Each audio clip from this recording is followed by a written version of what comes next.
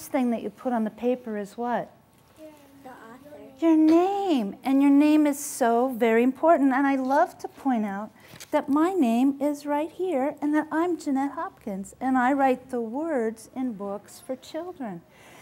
Today, I would like to share with all of you, first of all, where I get the ideas for my story. Because when the kids leave today, I want them to understand that you can get ideas for writing in many different places. And the best ideas for a story tend to come from your own experiences, from your own lives. And a lot of times children don't realize that a simple thing like learning how to ride a bike, learning how to tie your shoes can actually make a very interesting story. So I'm going to share where I got the ideas for my story, focus mainly on the juggler, and then we're going to learn to do a little juggling. And for the parents and grandparents out there, there's actually quite a bit of research that supports juggling and reading development. It has to do with brain research, so that's kind of a nice added benefit. And if you Google teaching children to juggle, there's some wonderful YouTube's videos online. So if you're okay with having a few things in the house being tossed around, you can Google that. Roll up socks at home. Those don't roll on the floor, and if you get hit in the head with a pair of socks, it doesn't hurt.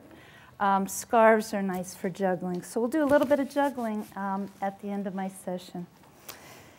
Now, if you can't see, I'm really focusing more now on the story for the children, if that's okay. I'm going to begin with where I got the idea for the Ladybug Waltz. The story starts with this little girl. This is my granddaughter, Chloe. And Chloe, right now, this very minute, lives in Sioux City, Iowa, and she's wondering where I'm at. She just called me over lunch and wondered when I was coming home. Chloe is in 3rd grade. When Chloe was a baby, we had to put her in a very special helicopter. We had to take her to a very special hospital where we found out that Chloe's heart just isn't going to work as well as everyone else's. And every once in a while, we have to take Chloe back to the hospital. They work on her heart, they fix it, and she goes back to her classroom. When Chloe was a baby, she had to stay in the hospital a very long time, and the family decided somebody was going to stay with Chloe every day. We were going to talk to her, we were going to read to her, we were going to sing to her, because I'm the kind of Nana, I got a song for everything. I got a song for cooking, I got a song for cleaning, I got a song for brushing your teeth, I've got a song for chewing gum, spitting it out, and not swallowing it, and I even have a song for learning how to go potty.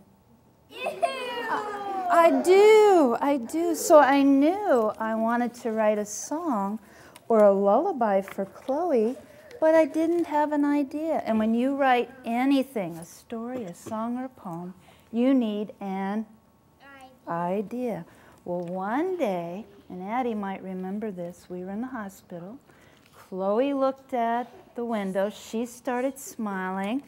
I looked at the window. I started smiling. Her papa looked at the window. He started smiling. And Addie, what did we see? Red ladybugs. Red ladybugs. Not just any ladybug. Red ladybugs in the window at the hospital at the end of February. Well, red ladybugs are a sign of good luck in China. Red ladybugs are the kind of ladybugs you like to have in your garden. And some people even say you can make a wish upon a red ladybug. Well, I didn't have a piece of paper. I didn't have a pencil, so I grabbed a napkin and a crayon, and I started writing the Ladybug Waltz. And in the back of the book, there is music. If you open the book up to the pictures, there are over 100 hearts hidden because of the connection to Chloe. And the CD on the music with the book is sung by Jane Bunnell, who's with the Metropolitan Opera. That's where we got the idea for the Ladybug Waltz. Addie. Can you please stop calling me Eddie and Oh, I'm sorry. fill out? Okay. My name is Addison Addison. Oh, I'm so very sorry, because the name is important. Name's important, isn't it? Yeah, we talked about that. Well, my second book, The Juggler, started in a very different way. It started with the art. I was working with a group of students in Dubuque, Iowa, And after school, I went down to this art store outside the Lines Art Gallery, and I found a poster like this. Had a grandson who was interested in juggling, so I bought the poster for him. And on the way home, I pulled that poster out. I looked at it. I started smiling because I had another idea. I said to my husband, what if this juggler were a farmer? Skinny farmer in overalls. You see, my dad was a school superintendent who also owned a farm. And in rural Nebraska, when I was growing up, it wasn't anything for my dad to drive the tractor to school because you never knew when you needed a tractor at school. So I'm envisioning my dad in the overalls, maybe not even with a shirt on, and instead of juggling balls, he was juggling Pig. Yeah, not just any pig, little pink pigs. Little pink pigs in little pink tutus. Well, I did have a pencil and I did have a paper, and I started writing the juggler.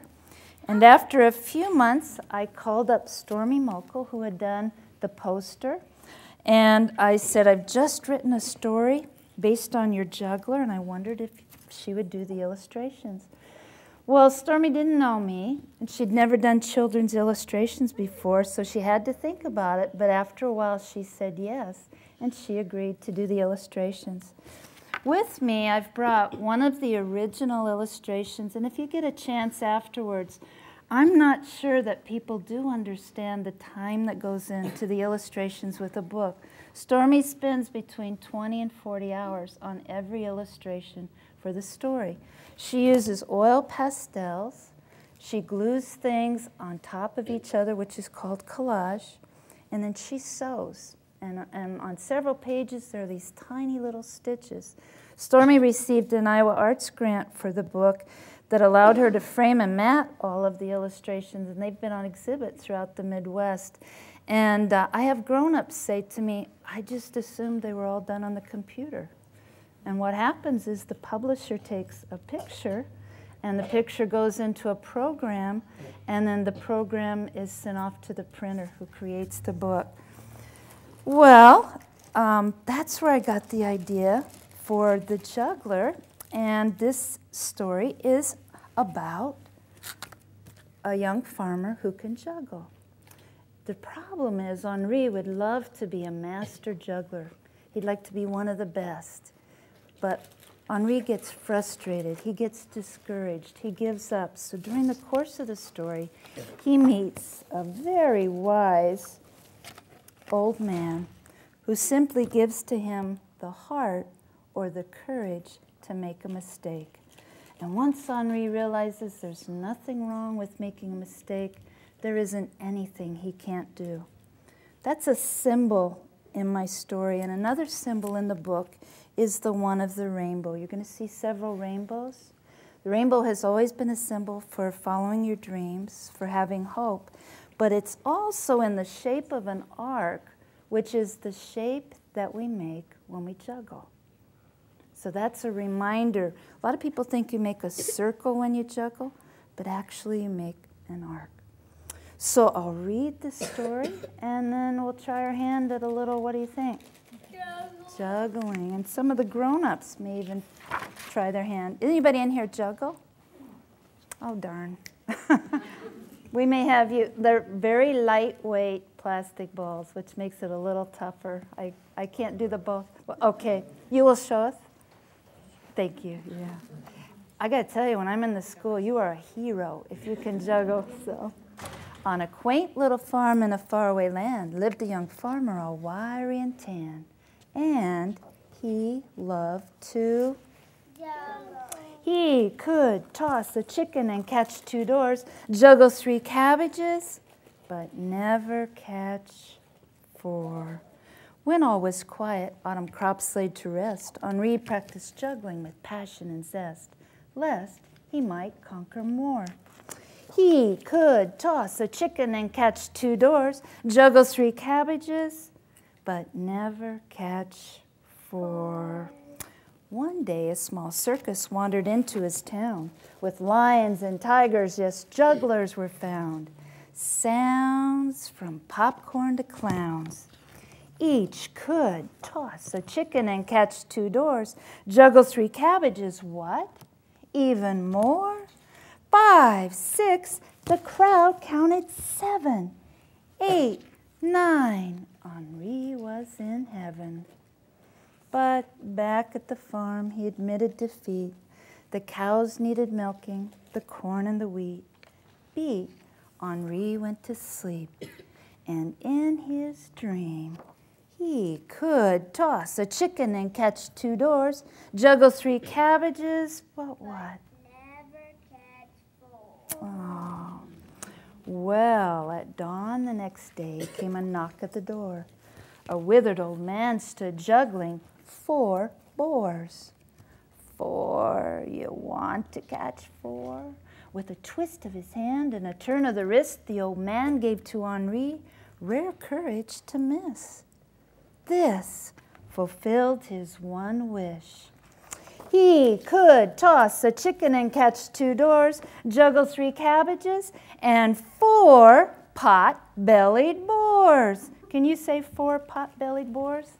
4 pot-bellied boars. Now say it like you can't believe it. 4 pot-bellied boars. 5, 6, 7 went flying. 8, 9, 10. I'm not lying. Now, if you stop by the farm to his neighbor's delight, Henri's in the red barn each Saturday night. Heights, he juggles such heights. He tosses a chicken and catches 2 doors, juggles 3 cabbages, and 4 pot-bellied boars. 5, 6, 7 go flying. 8, 9, 10. I'm not lying. Who's juggling now? The chicken. I like to share with the kids that if you're the illustrator, you grew up on a farm, and you like to draw chickens, there are going to be a lot of chickens in your book. Pink chickens, blue chickens, yellow chickens. There's a chicken on about every page. And in my first book, The Ladybug... That rainbow chickens. My first book has over 100 hearts hidden, kind of as a Chloe connection. And in this book, we have hearts hidden because that's a reminder to have courage to make mistakes. And you may have noticed I do not have little pink pigs and little pink tutus. I have pot-bellied boars wearing what? Capes. Why are they wearing capes? Because they're flying. Because they're flying. You know, you've got to have super pigs instead of little ballerina pigs, though I still like little pink pigs and little pink tutus. And if you get a chance to come up close or get a chance to look in the book, I mentioned that Stormy likes to sew. On this particular page, the overalls are little squares that are tiny little hand-stitched squares. And it's in the pattern called Harlequin. And the Harlequins were the clowns or the jugglers hundreds of years ago. So there's a neat little art connection with that. Well, shall we try our hand at a little juggling? Yeah, let's do. Okay. And if I could get a couple of moms maybe to help hand out or someone. You're each going to get a bag of 3 balls. Each bag has 3 different colors. Does it matter what color we get? No, it'll take forever if we get picky. Well, we won't, because they understand that, because they know we get what we get. That's right. And but what I need to have you do is take out 1 ball and put the 1 ball in your hand like this. How many balls are we going to take out? 1. And put it in your hand like? That. Okay, there you go. You just take a bunch. There we go. I would like you to. Were you there the other day, sweetie?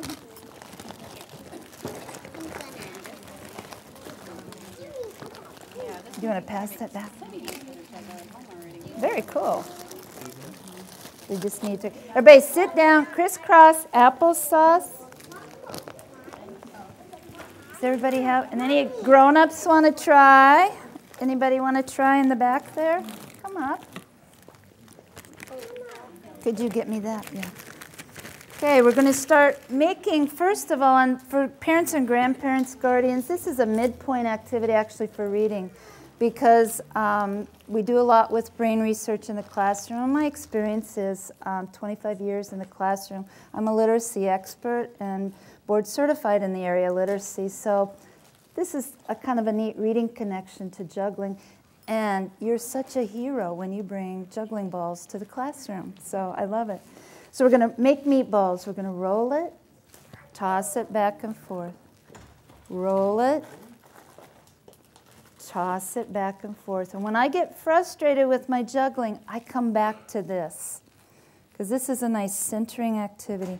Now let's try just one ball in the hand like this. We're just going to toss and catch, not throw, just toss and catch. How am I doing? Now let's try the other hand. We all have one hand, so a little bit more coordinated. Oh, good job. You guys are good.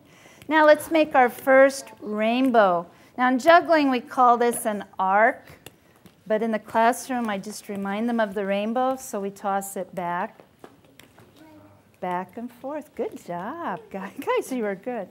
Now, balls on the floor, hands in the air, hands in your lap. Eyes on me, because I want to show you a double rainbow. I'm going to toss the red ball. When it gets right about here on the rainbow, I'll toss the blue, and then I will catch. So it's toss, toss, catch, catch. Toss, toss, catch, like this. Okay, now it feels funny. You're using both the left and right brain, so it feels a little funny. Do you think some balls will go flying? Yeah. Is that okay? Yeah. Absolutely. Okay, this took me quite a while to learn how to do. Okay, give it a try. And any grown-up that wants to give it a try, absolutely. It feels funny. I have plenty if you want to pass them out. Make those people work. It's a lot harder than it looks. Toss, toss, catch. You're doing really well, though. I can only do this. You want to go up. Don't want to make the circle. You want to just toss them both up. See how that feels. See, you did it. Twice, thrice. Very good. Okay, now balls on the floor, hands in the air, hands in the lap. Okay, I want to show you one more exercise to practice. We're not going to add the third ball, but we are going to have you demonstrate the third ball, if that's okay. This one actually took me. I had a car accident a few years ago, and so I had some brain troubles. This one took me quite a while to learn how to do. I'm going to toss the red one up, roll the blue one forward, and catch the red behind the blue. So it's toss, roll, catch, like this. Okay, toss. Okay, you try it now. Toss, roll, catch. And then you want to try it with the other hand too. Here you go. You're a hero. Yeah, I can't tell you, kids love to watch someone. Yeah. I can do it with the... To do what? The toss roll? Well, you know, if you think about it, though, because you do it without thinking, that's exactly what you do. Yeah. Okay, now, balls on the floor, hands in the air, hands in your lap, and he's going to show us a little bit more with the juggling. Ready?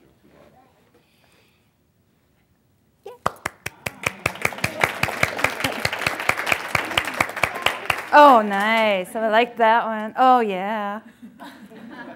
Oh, yeah. Oh, yeah.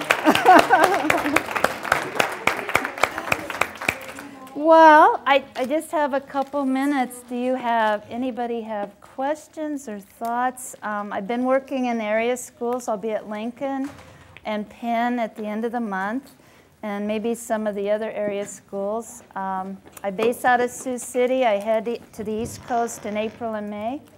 If you Google Jeanette Hopkins, children's author. You can find out a little bit more background information about what we do.